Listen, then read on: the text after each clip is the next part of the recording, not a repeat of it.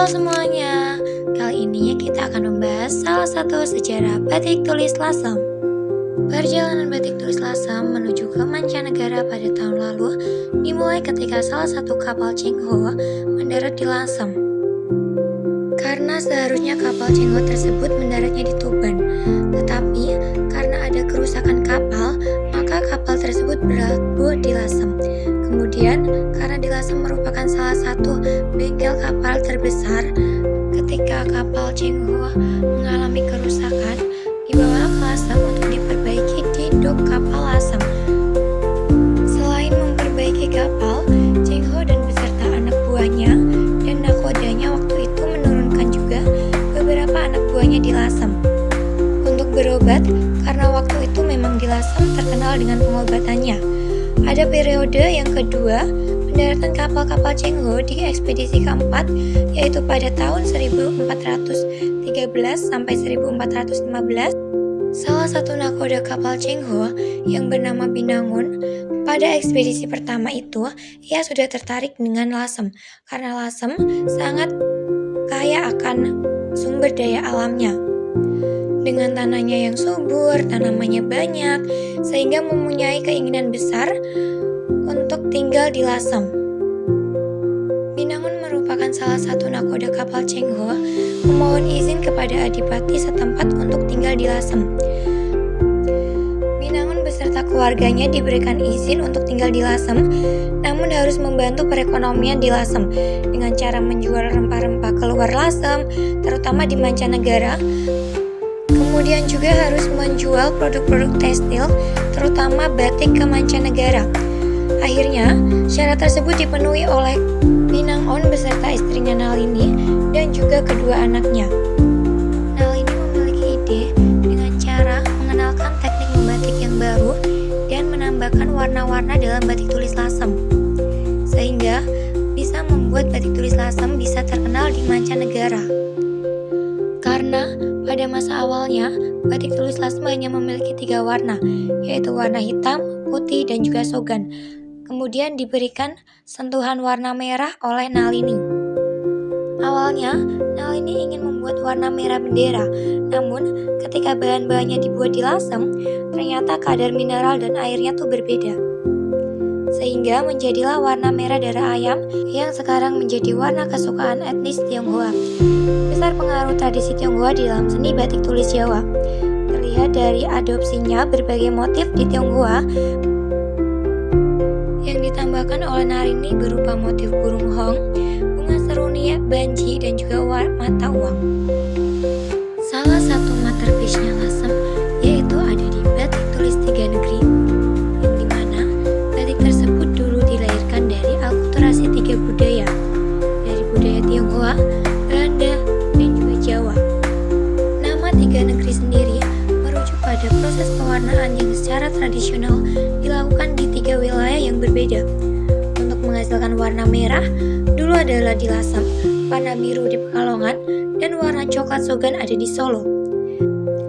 Pengaruh Tionghoa sejak abad ke-15 di Lasem dipusatkan pada perdagangan dan permukiman Tionghoa, yang dimana orang-orang Tionghoa tersebut membawa pengaruh kuat pada motif seperti burung phoenix, naga, dan juga bunga teratai, serta warna merah getik pitik yang dihasilkan oleh Nalini.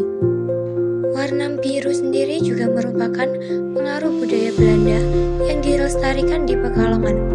Warna coklat sogan, warna ini berasal dari budaya Jawa, khususnya dari Solo.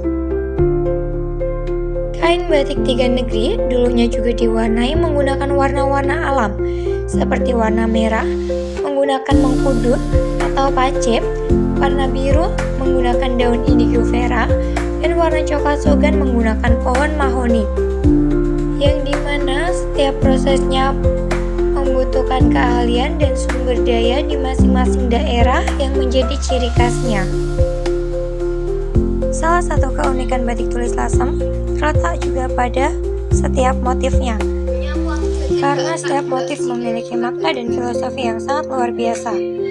Salah satunya yaitu motif batik Gunung Ringgit adalah salah satu motif batik khas Lasem.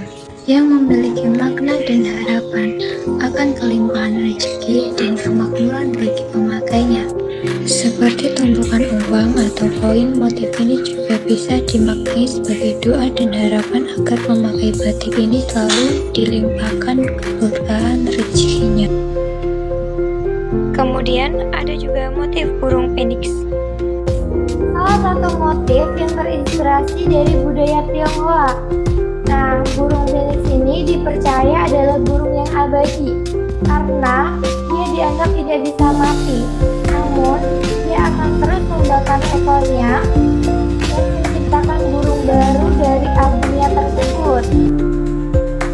Selanjutnya, ada juga motif patoh.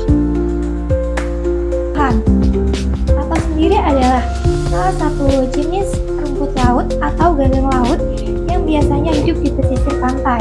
Motif patohan juga memiliki makna dan filosofi tersendiri loh. Maknanya yaitu motif patohan ini memiliki arti semangat terus pantang menyerah. Selain memiliki keunikan dalam setiap motif-motifnya, batik tulis lasem juga memiliki proses yang sangat rumit dalam pembuatannya.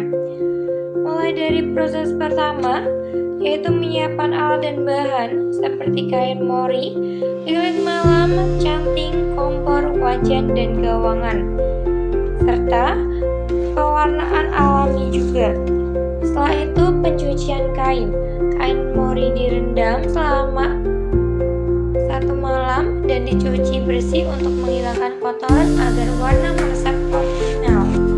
Nah, setelah itu menganji, kainnya diberi larutan kanji encer sekitar 10-20 gram untuk membuat kain lebih halus dan sedikit lebih kaku. Yang kedua, proses pembatikan, yaitu ada ngelowongi, nemboi, medel, miron, yogan. Yang pertama yaitu proses ngelowong, menggambar pada pola utama menggunakan canting yang berisi lilin panas. Proses ini dilakukan di satu sisi kain, lalu dibalik dan digambar lagi di sisi lainnya. Yang kedua ada nemboki, melapisi bagian-bagian motif yang ingin dipertahankan dengan lilin. Tujuannya agar bagian tersebut tidak terkena warna saat pencelupan selanjutnya. Yang ketiga medel, kain dicelupkan ke dalam larutan pewarnaan indigo untuk mendapatkan warna dasar biru. Selanjutnya ada miron, setelah itu diwarnai di biru.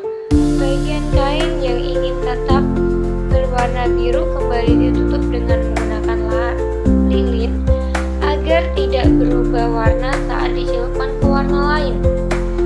Yang keempat ada nyogan, kain yang sudah diberi warna biru dan ditutup lilinnya kemudian dicelup ke dalam larutan sogan atau pewarnaan coklat untuk mendapatkan warna coklat. Proses ini bisa berulang untuk mendapatkan warna yang lebih gelap. Yang ketiga ada finishing. Ada juga yang pertama ngelorot. Tahap terakhir untuk menghilangkan semua lilin yang menempel pada kain. Kainnya direbus dalam air panas sehingga lilin mencair dan terlepas dari kainnya.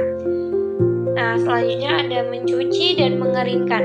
Kain batik yang sudah bersih dan lilin dicuci kembali hingga bersih lalu dikeringkan dengan cara dijemur di tempat yang teduh.